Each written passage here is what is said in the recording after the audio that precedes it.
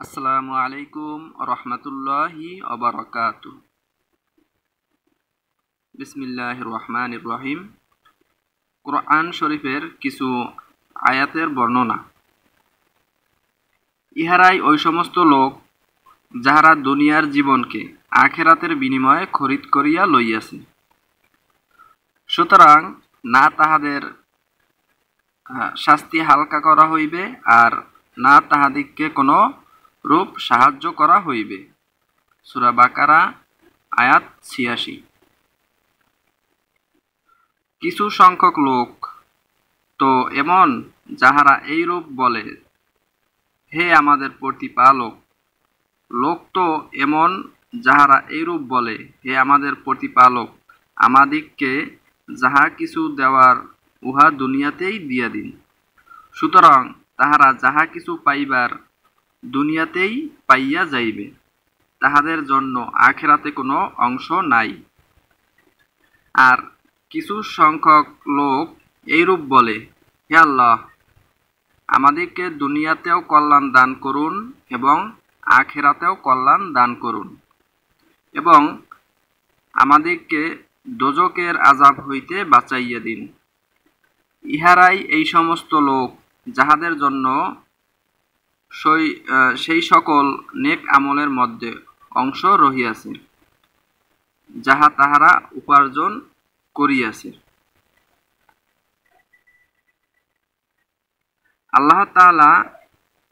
আল্লাহ তাআলার সন্তুষ্টির বিষয়সমূহের মধ্যে কিছু লোক নিজেদের জীবনকে বিক্রয় করিয়া দেয়। আল্লাহ তাআলা এইরূপ বান্দাদের উপর অত্যন্ত দয়াশীল। পার্থিব জীবন কাফেরদের জন্য সুসজ্জিত করিয়া দেওয়া হইয়াছে, আর তাহারা মুসলমানদের সহিত ঠাট্টা বিদ্রূপ করে। অথচ এই মুসলমানগণ যাহারা কুফর ও শিরিক হইতে বাঁচিয়া থাকে, কিয়ামতের দিন ওই সকল কাফেরদের হইতে মর্যাদার দিক দিয়া ঊর্ধ্বে হইবে। আর শুধুমাত্র সম্পদের প্রশস্ততার কারণে মানুষের অহংকার করা চাই না, কেননা রুজি তো আল্লাহ তাআলা যাহাকে চাহেন অগণিত দিয়া দেন, সেহেতু শুধু ধনী হওয়া কোনো গর্বের বিষয় নয়। বাকারা ২১২ নম্বর আয়াত।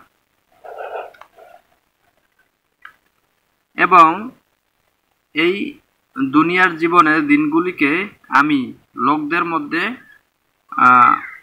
পালাক্রমে পরিবর্তন করিতে থাকি, অর্থাৎ কখনো এক সম্প্রদায় জয়ী হয়, কখনো অন্য সম্প্রদায় জয়ী হয়। সূরা আল ইমরান আয়াত ১৪০। এই জন্য জয়ী হওয়া অথবা পরাজিত হওয়ার ফিকির অপেক্ষা বেশি গুরুত্বপূর্ণ জরুরি হইল আখিরাতের